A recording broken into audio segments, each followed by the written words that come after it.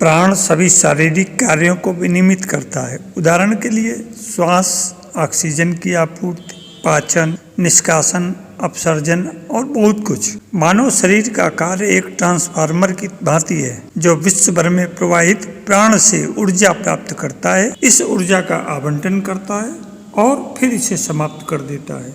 कुछ सेकंड यदि हमें श्वास न मिले तो हमारा जीवन ही समाप्त हो जाएगा। आप भोजन न लें, पानी न लें तो भी कुछ समय तक जीवित रह सकते हैं, लेकिन अगर आप श्वास न लें तो आप कैसे जीवित रह पाएंगे। ये यूनिवर्सल एनर्जी है जिसे प्राण कहा जाता है, लेकिन इस महत्वपूर्ण श्वास पर किसी का ध्यान नहीं है। जब हम ध्यान लगाते हैं तो हम श्वास के साथ ताजा हवा और प्रकृति की सकारात्मक ऊर्जा अपने भीतर लेते हैं और बासी अशुद्ध हवा बाहर निकालते हैं। ये कोई भी कर सकता है। प्राण, आत्मा और शरीर बहुत अलग हैं। प्राण भोजन लेता है तो उसे शक्ति मिलती है और वह पूरे शरीर को ऊर्जा देता है। तो इस काम के लिए हमें नियमित रूप से आधा घंटा निकालना चाहिए। यही श्वास हमें तबीयत खराब होने का संकेत भी देता है। श्वास लें और महसूस करें कि आप ऊर्जा से भरी वायु अंदर ले रहे हैं और श्वास छोड़ें तो सोचें अशुद्ध वायु बाहर जा रही है।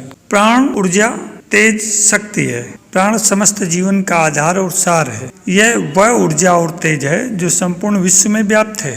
प्राण उस प्रत्येक वस्तु में प्रवाहित होता है जिसका अस्तित्व है। इससे भी अधिक प्राण भौतिक संसार, चेतना और मन के मध्य संपर्क सूत्र है। यही तो भौतिक स्तर पर जीवन को संभव बनाता है। हम जो प्राण को नियंत्रित करने की योग्यता विकसित करते हैं, हम शरीर और मन दोनों के स्वास्थ्य व समन्वय को प्राप्त कर लेते हैं। इसके साथ ही दीर्घ और अनवरत अभ्यास के साथ चेतना के विस्तार का भी अनुभव होने लगता है। प्राण, अपान, व्यान, उदान और समान, इनके 5 उपप्राण हैं: नाग, कूर्म, देवदत्त, क्रकल और धनंजय। 5 प्राणों में पहला प्राण है। प्राण ब्रह्मांड का वो विशेष कार्य है जो मानव शरीर को अनिवार्य ऑक्सीजन की आपूर्ति करता है। इसकी ऊर्जा नासिका छिद्रों से हृदय स्तर तक प्रवाहित होती है। स्वच्छ वायु स्वास्थ्य के लिए अत्यावश्यक है, किंतु मात्र वायु के आधार पर ही स्वास्थ्य अच्छा होना कोई कारण नहीं। हमारा स्वास्थ्य केवल वायु कारणों से प्रभावित नहीं होता है। स्वास्थ्य हमारी आंतरिक अवस्था से, प्रतिरोधक शक्ति से और आंतरिक इच्छा, आत्मबल,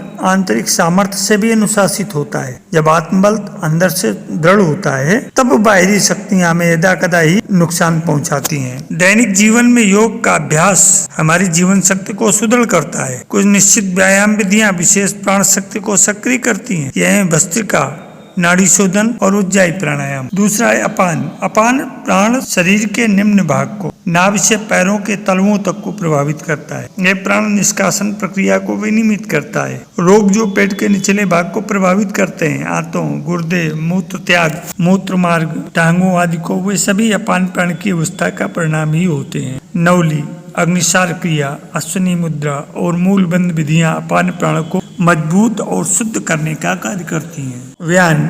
व्यान प्राण मानव शरीर के नाड़ी मार्ग से प्रभावित होता है। इसका प्रभाव पूरे शरीर पर और विशेष रूप से नाड़ियों पर होता है। व्यान प्राण में रक्त प्रवाह में कमी, नाड़ी संचरण में खराबी और स्नायु संबंधी गतिहीनता होती है। व्यान प्राण कुंभक, श्वास संग्रह कर रखना के अभ्यास से सुदृढ़ और सक्रिय होता है। प्रत्येक सहज तनावहीन श्वास के साथ जो हम लेते हैं उसके हर पूरक और रेचक के मध्य एक स्वतः ठहराव होता है। प्राणायाम के अभ्यास से ठहराव लंबा भी किया जा सकता है। जब हम श्वास को रोक लेते हैं तब हम शरीर में ऊर्जा को सजो लेते हैं, जिसके फलस्वरूप दबाव निर्माण होता है। इस दबाव के प्रभाव से ऊर्जा की रुकावटें खुल जाती हैं। कुंभक नाड़ी तंत्र को प्रोत्साहित करता है। जिस व्यक्ति ने कुंभक व महाबंध विधियों को जोड़ना सीख लिया है उसे शरीर में प्रवाहित होने वाली शांति के सुखद तरंग का पूरा ज्ञान हो जाता है। इस अभ्यास के बाद अच्छी तरह ध्यान लगा पाने का यही कारण है। व्यान प्राण की वर्धित प्रवाह शक्ति से संपूर्ण शरीर में यह भावना उत्पन्न हो जाती है। एक दिन में कई बार श्वास व्यायाम करने की भारी प्रशंसा भी की जाती है। गहरा, पूरक और रेचक एक बार करें, फिर पूरक करें। यथासंभव देर तक श्वास को रोके रखें, 20-30 गिनती जितना भी आपकी क्षमता है। रेचक करें और कुछ समय के लिए फिर श्वास को रोक लें। इस व्यायाम को 4 से 5 बार एक बार में दोहराएं। इस सरल श्वास व्यायाम का लाभ जल्द दिखाई पड़ता है और हमारी नाड़ियां सचमुच ऊर्जा से भरपूर हो जाती हैं। तीसरा, उदान प्राण। उदान प्राण वह आरोही ऊर्जा है जो हृदय से सिर और मस्तिष्क में प्रभावित होती है। उदान प्राण कुंडलिनी शक्ति के जागृत होने पर उसके साथ होती है। उदान प्राण की सहायता से आकाशीय शरीर स्वयं को शारीरिक शरीर से अलग कर लेता है। दृढ़ उदान प्राण मृत्यु के चरण को सुगम कर देता है। उदान प्राण के नियंत्रण से शरीर बहुत हल्का हो जाता है और व्यक्ति में हवा में उड़ जाने की योग्यता आ जाती है। जब उदान प्राण हमारे नियंत्रण में होता है तब वायु बाधाएं जैसे जल, भूमि या पत्थर में बाधा नहीं डाल सकते। योग श्वास व्यायामों का गहन अभ्यास जल पर चलने की संभावना भी देता है और आकाश में तैरने की स्थिति भी बना सकता है। फकीर जो कीलों की सैया पर बैठते या लेटते हैं उनमें अपने उदान प्राण के नियंत्रण की क्षमता होती है। योगी जो जंगलों में रहते हैं और गर्मी, सर्दी, कांटों और कीड़ों से प्रभावित नहीं होते, उदान प्राण के नियंत्रण से ही सुरक्षित रहते हैं। उज्जाई प्राणायाम, भ्रामरी प्राणायाम और विपरीत करणी मुद्रा के अभ्यास से भी उदान प्राण सक्रिय हो सकता है। भ्रामरी प्राणायाम विधि ये है, दोनों कानों को उंगलियों से बंद कर लें और पूरक करें। नाक से रेचक करते समय भौरे जैसी गूंज करें, मुख बंद करके। 5-7 श्वासों के बाद निश्चल बैठ जाएं और कानों को बंद रखते हुए ही सामान्य श्वास लें। अपने आंतरिक आकाश पर चित्त एकाग्र करें। यह व्यायाम नाड़ियों और विचारों को शांत करेगा, एकाग्रता को बढ़ाएगा और अपने आप को स्वाग अर्थात अपनी आत्मा के संपर्क में लाएगा। चौथा है समान प्राण। समान अति महत्वपूर्ण प्राण है जो दो मुख्य चक्रों अनाहत और मणिपूर्ण चक्र को जोड़ता है। समान प्राण आहार की ऊर्जा को संपूर्ण शरीर में वितरित करता है। हमें सावधान होना चाहिए कि भोजन केवल हमारे शारीरिक शरीर को प्रभावित नहीं करता अपितु हमारे मस्तिष्क और चेतना को भी प्रभावित करता है। प्राण की गुणवत्ता सभी प्रकार के प्राण सीधे सीधे हमारे खाद्य की गुणवत्ता से संबंधित हैं। शुद्ध सात्विक शाकाहारी भोजन और प्राणायाम का अभ्यास जीवन भर के लिए एक स्वस्थ और संतुलित शरीर प्रदान करता है। समान प्राण का मणिपुर चक्र पर प्रभाव होता है जिसका समानक तत्व अग्नि है। जब योगी समान प्राण पर नियंत्रण कर लेते हैं तब उनके अंदर शुद्ध ज्योति होती है। जिन्होंने समान प्राण को पूर्ण कर लिया वे प्रभामंडल से प्रदीप्त होते हैं जो उनको दिखाई भी देता है। जिनमें प्रभामंडल देखने की योग्यता नहीं होती, यह प्राण अग्निसार एवं नौली के अभ्यास से सुदृढ़ होता है। इन दो क्रियाओं का अभ्यास पाचन समस्याओं, मधुमेह से बचाता है। जठराग्नि के कारणों को दूर करते हुए ये क्रियाएं पूरे शरीर को जागृत कर शुद्ध और स्वच्छ करती हैं। यह संक्रमणशील बीमारी और कैंसर का प्रतिरोध करने की भी क्षमता भी सुधारता है। समान प्राण को जागृत करने की सबसे प्रभावशाली विधि क्रिया योग है। क्रिया योग का अभ्यास पूरे शरीर को गर्म करता है। यह समान प्राण के जागृत होने से होता है। इनके 5 उपप्राण भी होते हैं। पहला है नाग। यह प्राण और अपान के मध्य उत्पन्न रुकावटों को दूर करता है और पाचन तंत्र में वात गैस का बनना रोकता है। डकार को लगातार रोके रखने से हृदय तंत्र में गड़बड़ी हो सकती है। अन्य क्रियाओं में अपचन के कारण मितली को रोकने और समान प्राण के अवरोधों का हल करना सम्मिलित है। दूसरा उपप्राण है कूर्म झपकना।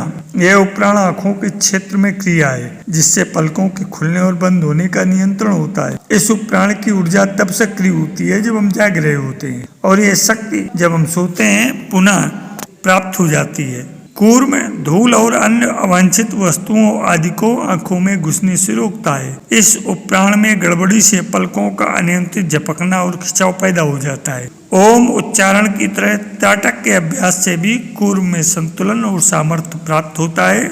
गर्म हथेलियों को आंखों पर रखने और उन आसनों में से जिनमें सिर आगे झुकाया जाता है उसमें कूर्म उपप्राण प्रदीप्त होता है। तीसरा है देवदत्त अर्थात जमाई। देवदत्त क्रिया भी समान प्राण क्रिया जैसी ही है। जमाई गैस को बाहर निकाल देती है, भोजन के बाद थकान को दूर करती है। खास खाद्य सामग्री जैसे अनाज, प्याज और लहसुन थकान उत्पन्न करते हैं। कई योगी केवल साग सब्जी और कुछ दुग्ध पदार्थों को ही लेते हैं जिससे उनकी जीवन शक्ति बनी रहे और शिथिलता नहीं आए। चौथा है क्रकल अर्थात छींकना।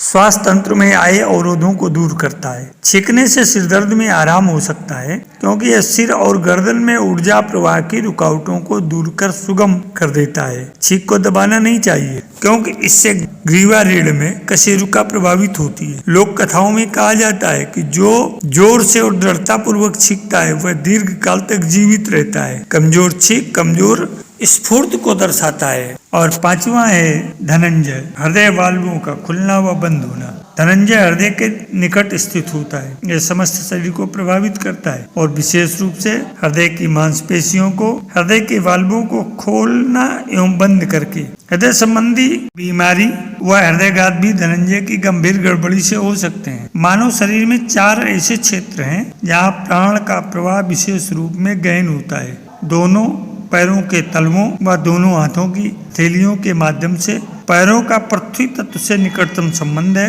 और वे ऋणात्मक ध्रुव का प्रतिनिधित्व करते हैं। अतः ध्यान में कभी भी पैरों पर चित्त एकाग्र नहीं करना चाहिए। इसके विपरीत हथेलियों की ऊर्जा हृदय से उद्भूत है। इसका संबंध हवा तत्व से है और धनात्मक ध्रुवत्व पैदा करती है। यह एक ऐसा व्यायाम है जिसके माध्यम से हम हाथों में प्राण को स्पष्ट रूप से महसूस कर सकते हैं। बाजुओं को शरीर के बाहर की ओर फैलाएं, जिसमें हथेलियां सामने की ओर हों। बाजुओं को सीधा रखें और उनको अर्धवृत्त शरीर के सामने घुमाएं। धीरे धीरे हथेलियों को एक दूसरे के सामने लाएं। पूरी तरह तनावहीन रहें। धीरे धीरे हाथों के बीच की दूरी कम करें। ज्यों ही हथेलियां पास आएंगी, आप हाथों के बीच सनसनी बढ़ती हुई पाएंगे या हथेलियों में पिन या सुइयों की चुभन महसूस करेंगे। हथेलियों को इतना निकट लाएं कि उनके बीच की दूरी मात्र 1 सेंटीमीटर ही रह जाए। अब चूंकि यह ऊर्जा आपके हाथों में धारा के रूप में प्रवाहित होती है, ऐसा अनुभव होता है जैसे वास्तव में दोनों हाथ एक दूसरे को अपनी ओर खींच रहे हो। यह प्राण के कारण होता है। यदि आप अब फिर से हाथों को अलग अलग करें तो आप हाथों के पीछे दबाव अनुभव करेंगे, जो उल्टा प्रभाव पैदा करता है। यह भी प्राण है, क्योंकि प्राण संपूर्ण शरीर में निर्बाध रूप से प्रवाहित होता है। प्राण नाड़ी तंत्र के माध्यम से संपूर्ण शरीर में प्रवाहित होता है। मानव शरीर में 72,000 नाड़ियां हैं। इनमें से मुख्य रूप से 3 नाड़ियों का विशेष महत्व है। इड़ा चंद्र नाड़ी, ये बाएं नासिकारंध्र नथुनी से संबंधित है और अनुसंवेदी नाड़ी तंत्र है। दूसरा है पिंगला नाड़ी। सूर्य नाड़ी, यह दाएं नासिकारंध्र से संबंधित है और सहानुकंपी नाड़ी तंत्र है। सुषुम्ना नाड़ी, केंद्रीय नाड़ी, यह मेरुदंड से गुजरती है और केंद्रीय नाड़ी तंत्र से संबंधित है।